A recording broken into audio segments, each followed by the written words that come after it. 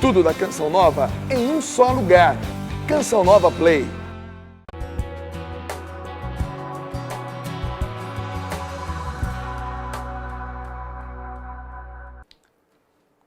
Olá, queridos irmãos e irmãs. Estamos começando mais um ID, o programa semanal da Fundação Fraternidade. Tenham todos uma boa tarde e que a paz de nosso Senhor Jesus Cristo esteja com todos nós. Hoje um programa muito especial para toda a nossa equipe do ID, porque estamos recebendo a um jovem que começou conosco aqui na Fraternidade, aqui teve a sua conversão e eu particularmente tive a oportunidade de orar com ele em vários grupos de oração, em missões que saímos para evangelização e hoje tenho o imenso prazer de recebê-lo como sacerdote. É o Padre Césio Vitello, da paróquia Nossa Senhora de Lourdes, em Gramado. Padre, é um imenso prazer recebê-lo aqui no nosso programa, depois de algum tempo afastado. O filho volta a casa, filho pródigo volta a casa. É um imenso prazer, Padre. Muito obrigado. Então, boa tarde, Paulo, boa tarde também aos telespectadores. Que alegria estar nesse programa ID, através desse programa do Evangelho em sua casa, levando essa palavra de Deus, levando esse momento tão especial. E realmente, como você falou, em 89, meu encontro com a Igreja Católica aconteceu aqui através da paróquia São Martinho, depois a fraternidade, todo o trabalho, o mundo também do trabalho, minha área administrativa, enfim, Deus foi conduzindo o caminho e alguns anos atrás Deus disse, agora vou preparar para você o sacerdócio. Então fiz toda a minha formação, me preparei direitinho, sou da Diocese de Novo Hamburgo, atualmente trabalhando na paróquia Nossa Senhora de Lourdes, em Gramado. Estamos voltando a casa no sentido assim, da alegria de agradecer a Deus por esses momentos especiais. Estamos juntos aí. Padre Césio, qual evangelho o senhor preparou para orar conosco neste programa? Então, Paulo, vamos meditar o Evangelho de Marcos, capítulo 10, versículo de 42 a 56, que nos relata a cura do cego Bartimeu.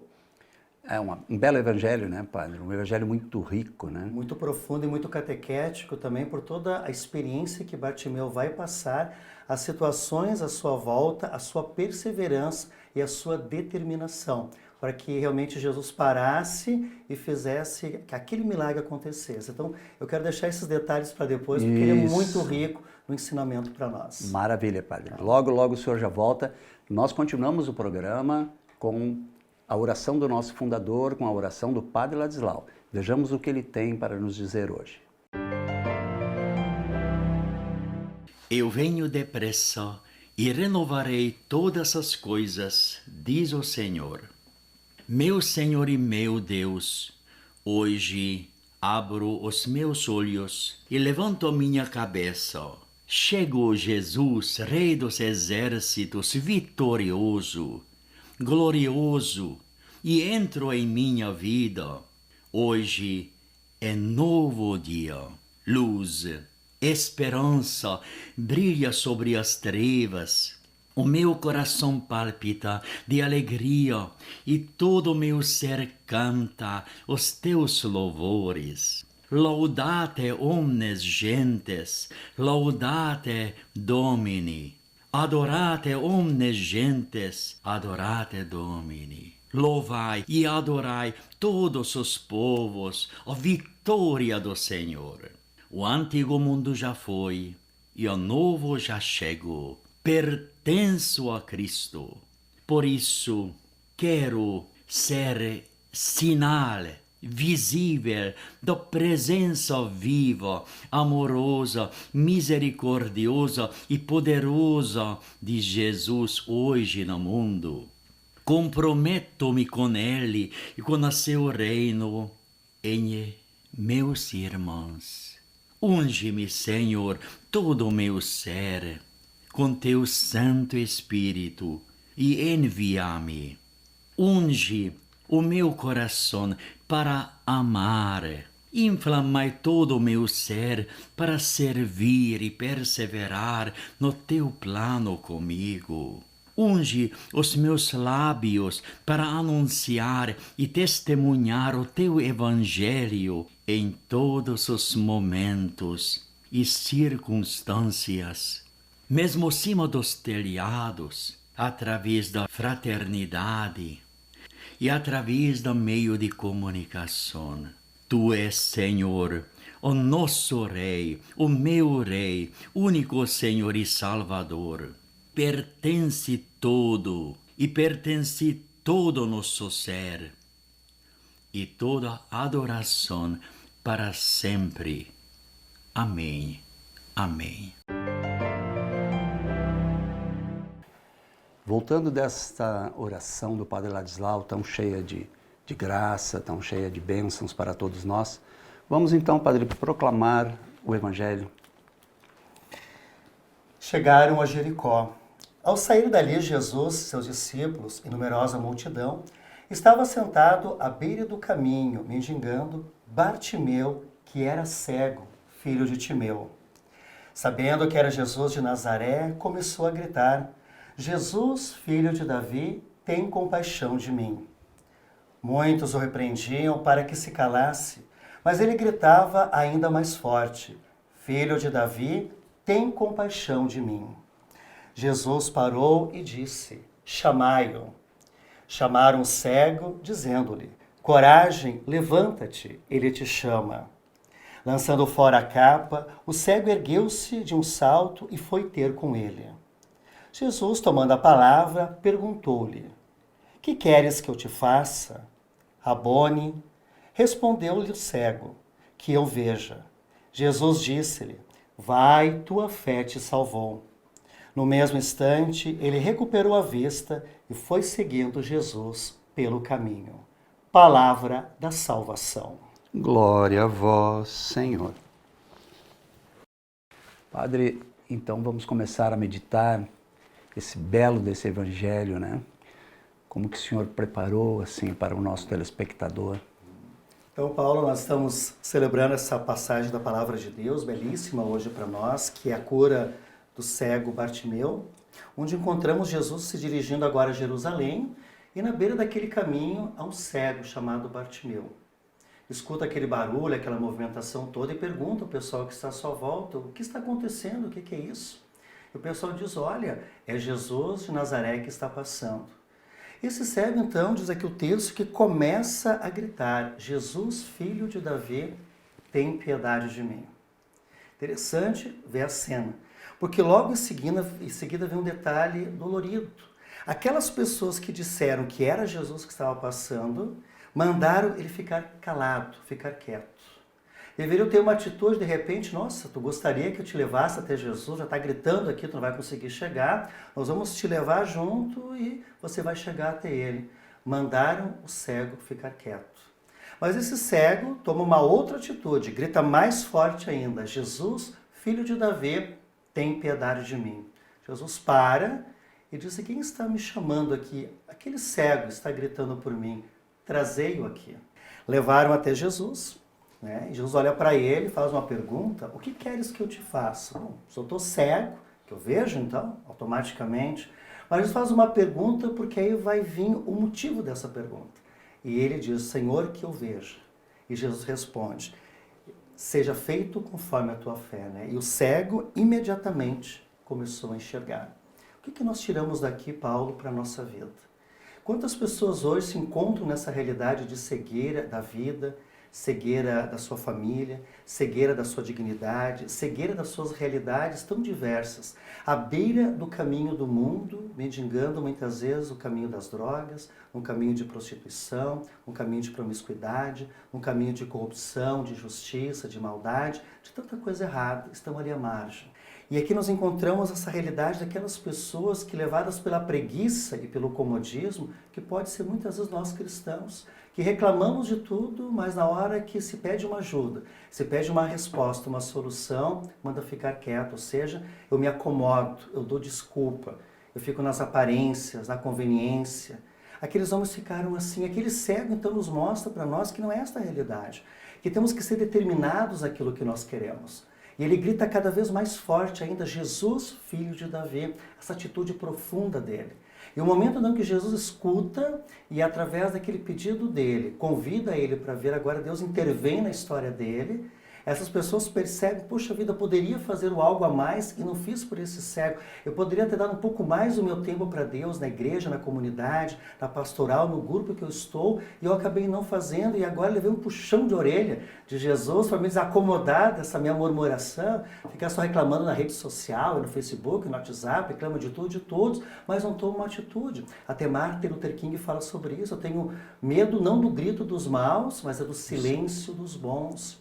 E quando esse cego, então, agora escuta aquelas mesmas pessoas que poderiam ter feito e não fizeram, mas pelo puxão de orelha de Jesus tomaram uma atitude, ele levanta, joga aquele manto que ele estava cobrindo ele, diz o texto, né? Joga esse manto e toma uma atitude de determinação. Quantos ficam parados reclamando da vida, num caminho pessimista, num caminho de desânimo, achando culpados para a sua realidade e não fazem essa volta? O cego nos ensina que é pela perseverança, pela coragem, mesmo que as vozes sejam contrárias, de repente as vozes dos problemas, das dificuldades da vida, das situações, tentam calar a nossa fé, tentam calar a nossa busca por Deus, tentam nos calar. Esse cego nos ensina, não, grita mais forte, seja perseverante. Então, querido irmão, querida irmã, hoje esse Evangelho nos traz esse caminho profundo. Nunca desanime diante da sua dor, da sua dificuldade, por maior que seja o seu problema. Reze, confie em Jesus. Mesmo que vozes contrárias digam, para que tu vai rezar? Para que tu vai na missa? Por que tu está indo lá? Isso é bobagem. Fica quieto, não grita mais. Não faz mais isso. Né? Pelo contrário, aí que você tem que ser firme. Aí que você tem que ser decidido. A casa sobre a rocha, a casa sobre a areia, de Mateus capítulo 7, versículos do 26 a 27, do 24 a 27, vai nos falar desses dois tipos de casa. A casa da rocha foi aquele que ouviu a palavra de Deus, colocou em prática, veio a chuva, enchente o vento, bateu contra a casa não caiu, porque estava alicerçada onde? Na rocha da oração, da fé, da palavra de Deus, do amor, do carinho, da perseverança. A casa sobre a areia, aquele que infelizmente escutou a palavra de Deus, mas Deus anuda de vez em quando, ou Deus se torna o bombeiro, ambulância, ou se torna a polícia, ao do aperto eu rezo, peço, depois quando eu ganho a graça, esqueço de Deus, aí não dá certo. Não dá certo. Aquela casa sobre a areia, ouve a palavra, não põe em prática, uma fé do de vez em quando, vem a chuva, enchente o vento, que é a dificuldade da vida, a casa infelizmente vai desabar na areia. Areia do quê? Você chuta o balde, se revolta, briga, xinga, guarda ódio, mágoa, ressentimento, infelizmente a sua casa vai água abaixo. E você vai continuar com esse evangelho, infelizmente, cego na beira do caminho e não com o Bartimeu que transformou a sua vida. O nosso primeiro bloco está chegando ao fim, nossa conversa está maravilhosa. Você fique conosco, nós vamos fazer um intervalo e já voltamos. É rapidinho.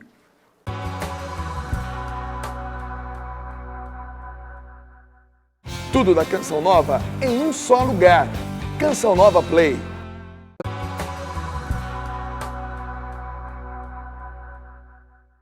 Estamos voltando para o segundo e último bloco do nosso programa. Padre, como o senhor vê esse cego Bartimeu na nossa sociedade contemporânea, nos nossos dias? Como o senhor vê a presença dele assim no meio de nós? Uma ótima pergunta, Paulo, porque realmente é uma realidade, nós como padres que atendemos, damos direção espiritual, fazemos as confissões, fazemos as visitas, eu também ajudo em fazer os dependentes químicos, encontramos essa realidade do cego Bartimeu em muito da história de cada uma das pessoas que passam por nós. Se colocam muitas vezes às margens do caminho dos afastados de Deus, afastados de uma orientação, afastados de um sentido de vida e se tornam cegos. Em que sentido isso? No sentido, assim, da sua família, da sua casa, dos seus filhos, das pessoas que estão à sua volta, uma cegueira que fecha para a fé, que fecha para a esperança, que fecha muitas vezes a própria caridade, o próprio amor entre eles, que se fecha para o diálogo, que se fecha para a fidelidade, uma cegueira muitas vezes na sua totalidade, né? E cai em escolhas erradas, cai nesse mendigar, assim, digamos, né? Eu busco muitas vezes preencher o meu coração com as migalhas que o mundo oferece, as migalhas do álcool, das drogas, as migalhas da prostituição, as migalhas de um caminho muitas vezes de injustiça, de corrupção, de maldade, muitas vezes caminhos doloridos e difíceis, né? Então nós encontramos muito essa realidade na sociedade contemporânea, que deixou, né, vem deixando já Deus de lado já faz muito tempo, não precisamos dele, né? E até as pessoas perguntam, padre, acontece isso aqui numa tragédia, um acidente, uma morte, uma guerra, aqui uma coisa, Aonde está Deus, Padre, no meio dessa história, né? Eu sempre digo para eles assim, vamos mudar a pergunta. Onde nós colocamos Deus para que as coisas estivessem assim? Porque que eu saiba pelos textos sagrados, Deus não manda ninguém roubar, ninguém matar, ninguém ser injusto, corrupto, ninguém jogar bomba, ninguém passar por cima do outro. Pelo menos o texto sagrado, o Evangelho, não nos coloca nada disso. A palavra de Deus, se tu olhar ela, não nos coloca essa realidade. Infelizmente, são as nossas escolhas. Infelizmente, essas escolhas vão nos tornar, muitas vezes, este cego à beira do caminho da nossa história. As escolhas que fazemos, mal orientadas, sem uma vida de oração, sem a própria palavra de Deus, sem a própria comunidade, sem a igreja, nós acabamos nos perdendo. Eu comparo muito a estrada com a palavra de Deus, né? Porque ali na descida de Gramado para Três Coroas, logo que desce Gramado, passa a Várzea Grande, tem uma famosa curva chamada Curva do S.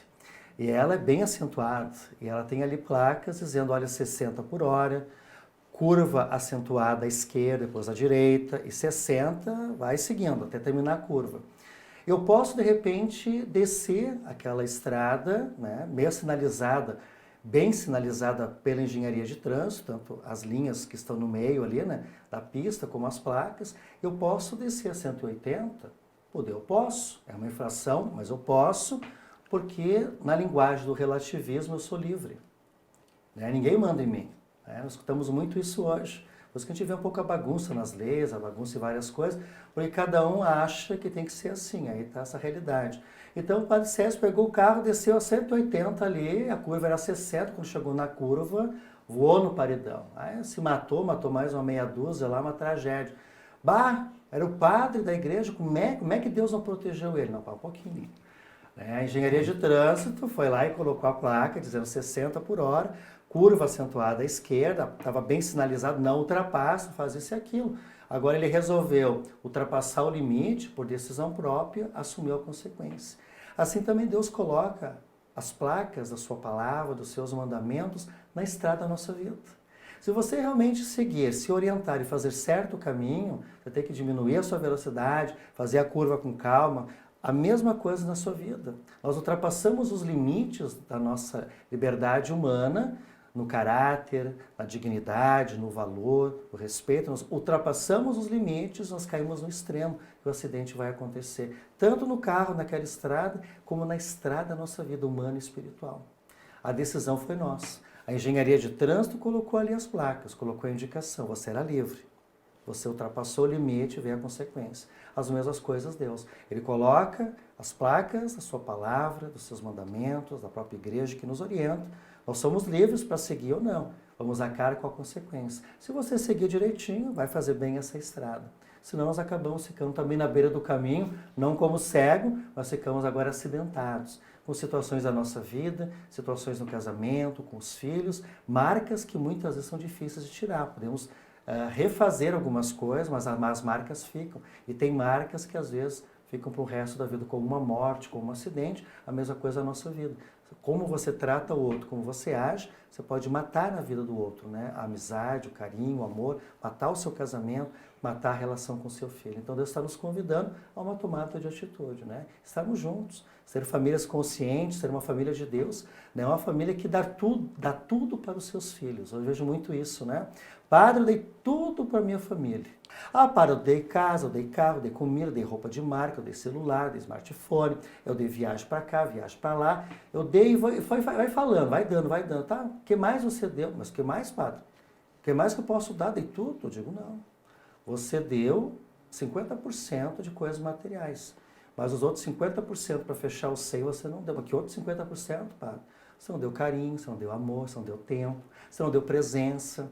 Você nunca entrou no quarto do teu filho direito. Você perdeu o seu filho dentro do quarto, lá para a internet, para a rede social. Lá dentro tem drogas, lá dentro do quarto do filho é motel. Lá dentro o filho está conversando com gente que está mandando ele fazer um monte de bobagem. E eu sempre comento nas homilias, olha, você não consegue nem mandar o seu filho arrumar a cama, mas do outro lado alguém na rede social, seja baleia azul, seja momo, seja o que for que aparece hoje, manda o filho se matar, o filho se mata. E você não consegue nem mandar ele arrumar a cama, que é o pai. Porque você nunca entrou lá dentro, você nunca foi no quarto, você nunca sentou junto, não conversou. Então você só educou dando coisas. Você tem que dar o necessário para ele, material. O necessário. E outra parte também que é necessário é a tua presença. Mesmo cansado, um dia cansativo, correndo, você tem que sentar junto, fazer uma jantinha junto, tomar um chimarrão, conversar, partilhar a vida, estar junto. Senão essa cegueira do mundo vai entrando e você se perde. Dentro da própria casa, a casa vira um condomínio de apartamentos, cada um no seu quarto lá, no seu mundinho particular. De vez em quando, na sala de jantar ou lá na garagem, se reúne no salão de festa, o condomínio, que é a casa, para um churrasco no final de semana. Não, durante a semana, como é que está isso? Eu sei que tem a correria do trabalho, correria de faculdade, mas alguns minutinhos para as pessoas, você tem que investir, não vai te custar nada. Rezar junto também. Quanto tempo você reza? Eu falei, nós temos 24 horas por dia, 7 dias a semana, 1 hora a missa no final de semana, que é para você estar junto com Deus. E na semana, quantos minutos você investe para rezar junto, pedir a graça de Deus? Você quer que a bênção aconteça? Você tem que rezar. O cego Bartimeu no Evangelho gritou cada vez mais forte. De repente as vozes que disseram para o Bartimeu, para de gritar, para de pedir, que ele não vai te atender, são essas vozes, de repente, que diz para ti, não reza hoje, não vai na missa, não dá tempo, não faz isso, não faz. Quem sabe não são essas vozes que tentam te impedir de você ver verdadeiros milagres que poderiam acontecer no teu casamento, na tua história e na tua vida. Por isso pede a Deus essa graça. Pede a Ele que você tenha essa oportunidade de fazer a sua parte, fazer a sua diferença. Então hoje esse Evangelho nos enriquece de maneira bem profunda e nos ajuda em nossa caminhada. Por isso eu quero pedir que a bênção de Deus nos acompanhe hoje sempre, querido telespectador. Problemas todos nós temos. A casa sobre a rocha, a casa sobre a areia, que eu falei no bloco anterior, nos mostra duas realidades de pessoas. Para quem tem fé e para quem não tem, ou tem aquela fé meia boca, como eu digo, né? A dificuldade veio para os dois, dependente de ter ou não ter fé. Aquele que tem fé, aquele que guarda a palavra de Deus, ele tem sabedoria, tem inteligência, tem capacidade para fazer a diferença. Ele sabe, pela oração, buscar em Deus a força e saber superar as suas dificuldades, da sua família e da sua vida. É isso que Deus está te convidando. Como o cego Bartimeu, persevera, coragem, força. A graça de Deus vem pela perseverança. Às vezes Deus vai te dar graça na frente porque Ele quer ver se apenas não é um momento. Eu quero a graça de Deus porque eu preciso. Né? Depois eu não vou botar ninguém para Deus, não tenho tempo para Ele. Então Deus às vezes espera um pouquinho mais para ver se a tua fé é perseverante, como Ele disse para Bartimeu, conforme a tua fé. Quero que tu veja. E ele ficou curado. Assim também é a nossa vida. Que você possa ter esse tipo de oração, de confiança, de convicção, de determinação. Não fique cego no caminho reclamando dos outros, murmurando, pessimista, desanimado, achando culpados. Pelo contrário, Deus te convida a levantar. Tome a atitude de levantar, tirar a sua capa, que é essa realidade, e agora você vai ser conduzido ao encontro com Jesus Cristo. E que Ele nos abençoe hoje e sempre. Às vezes a gente que pratica a missa diária, que costuma fazer uma confissão semanal, e aí os amigos e os parentes dizem, tu não tem tempo de viver, tu não vive mais, tu só passa dentro da igreja. Isso é uma pergunta interessante, porque às vezes eu tenho escutado, as pessoas me comentam assim, padre, o pessoal na minha família me pergunta sobre isso, né? Mas eu não tenho tempo para viver, não tenho tempo para isso, acho que tem que fazer uma outra pergunta para os parentes. Porque eu poderia perguntar do outro lado, mas o que você ganha apenas vivendo nas festas, bebendo, de repente enchendo muitas vezes a cara, como diz o ditado, né? Falando um monte de coisa inconveniente, um monte de coisa que não soma em nada. O que isso te soma também, né? Para mim, a minha realidade me soma de outra maneira. Eu não deixo de visitar as pessoas, de estar com elas, mas a minha felicidade de estar indo na igreja, estar indo na missa, de estar celebrando tudo isso, essa minha felicidade está te incomodando no quê? Essa é a pergunta. Muito bem. Esperamos então que você tenha aproveitado no seu coração, tenha sido tocado por toda essa oração, por toda essa meditação tão maravilhosa que o Padre Césio nos traz no programa hoje. Para encerrar, Padre, eu lhe convido que nós rezemos uma Ave Maria em honra a Nossa Senhora da Evangelização, a padroeira do nosso programa. Ave Maria, cheia de graça, o Senhor é convosco. Bendita sois vós entre as mulheres, bendito é o fruto do vosso ventre, Jesus. Santa Maria, Mãe de Deus, rogai por nós, pecadores, agora e na hora de nossa morte. Amém. Nossa Senhora da Evangelização, rogai por nós e pelo mundo inteiro. Muito obrigado, Padre, pela sua presença. Foi Realmente um programa maravilhoso e eu espero tê-lo aqui conosco mais outras vezes. Obrigado, eu agradeço a oportunidade, que Deus nos abençoe hoje e sempre. Muito obrigado pela sua audiência, pela sua companhia e espero você na próxima semana. Fiquem com Deus e até lá.